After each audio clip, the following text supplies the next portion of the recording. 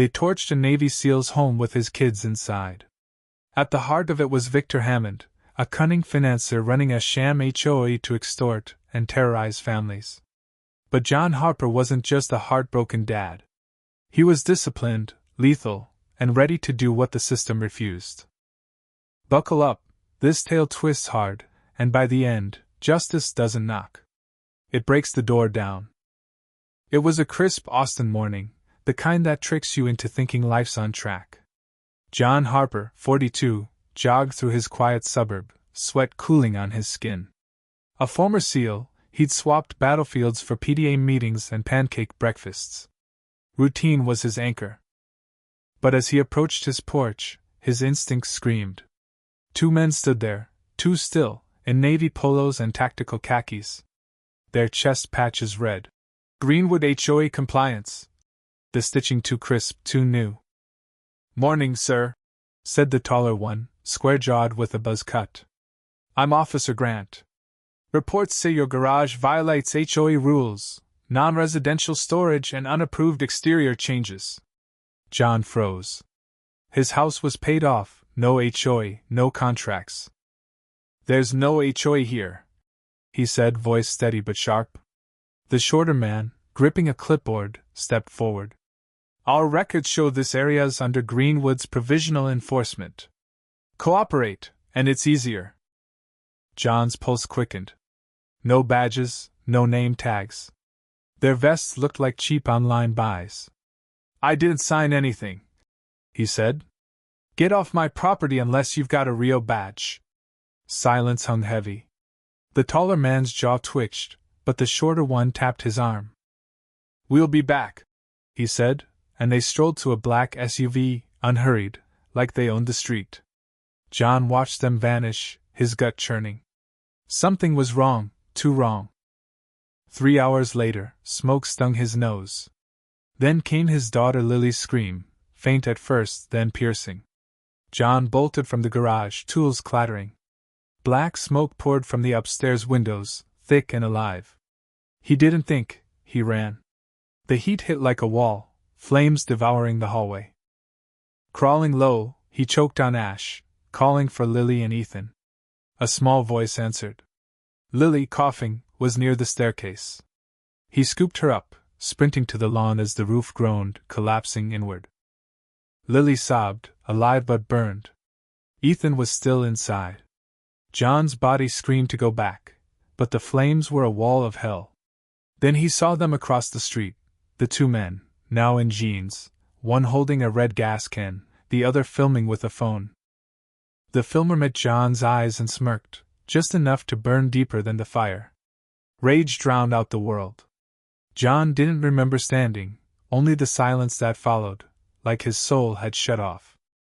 The fire department called it an accident, faulty wiring, bad luck.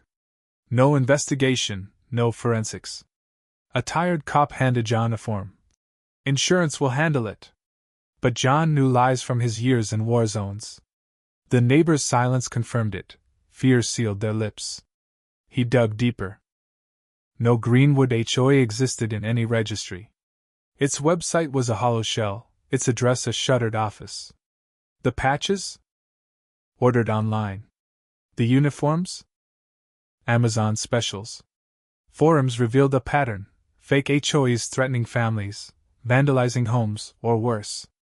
Those who resisted paid the highest price. Ethan's death was a message. John and Lily holed up in a dingy motel, its flickering sign mocking their loss. Lily barely spoke, her bandaged arms a constant reminder. Child services came and went, leaving pamphlets. Friends faded, family urged John to let the system work. He tried, police reports, a private investigator, but hit walls. The PI quit, spooked with a note. Too deep. John traced the HOA to shell companies, a dirty cop, a bribed councilman, and a judge who buried his complaint. The system wasn't broken, it was bought. One night, as Lily slept clutching his shirt, John opened a lockbox. Inside, a Glock 19, cold and ready. Code, Ethan's birthday. He wasn't angry, just clear. Revenge wasn't the goal, Justice was. He contacted Mike Torres, a SEAL buddy now handling off the books intel. No questions, just data, names, burner phones, SUV routes. Mike delivered. First, Derek Vance, ex-LAPD, fired for brutality, is now tied to a fake security firm, Civic Shield LLC. Then, Victor Hammond, the money man, hid behind layered companies, his estate a fortress in Lake Charles, Louisiana. A leaked message from Hammond, sent the night of the fire, read, "Kid went down fast. Clean." John folded the address into his vest. It was time. Lake Charles, 2:08 a.m. Hammond's mansion loomed, all glass and steel, guarded by private security and panic rooms. John had studied it for days, blueprints, drone scans, guard patterns. He moved like a ghost, slipping past sensors, neutralizing a guard with a silent chokehold. Inside, the air was sterile, reeking of wealth. In the den, Hammond sat, bourbon in hand, scrolling a tablet. He didn't see John until it was too late. Their eyes locked. Hammond opened his mouth, maybe to beg, maybe to lie. John didn't care. 3 shots, one to end it, one to ensure it, one for Ethan.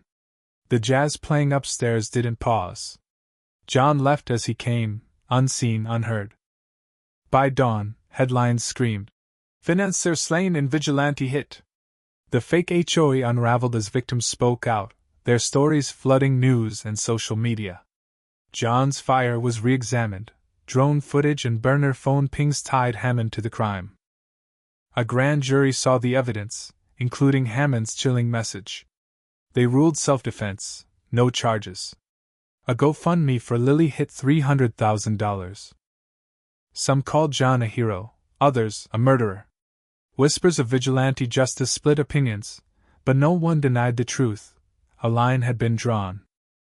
John and Lily fled to Montana, 5 acres of pine and silence. No neighbors, no knocks. He built a simple house, each nail a step toward peace. Lily painted her room sky blue, named a fireplace stone, Ethan, and began to laugh again, chasing butterflies. John carved a sign for their gate.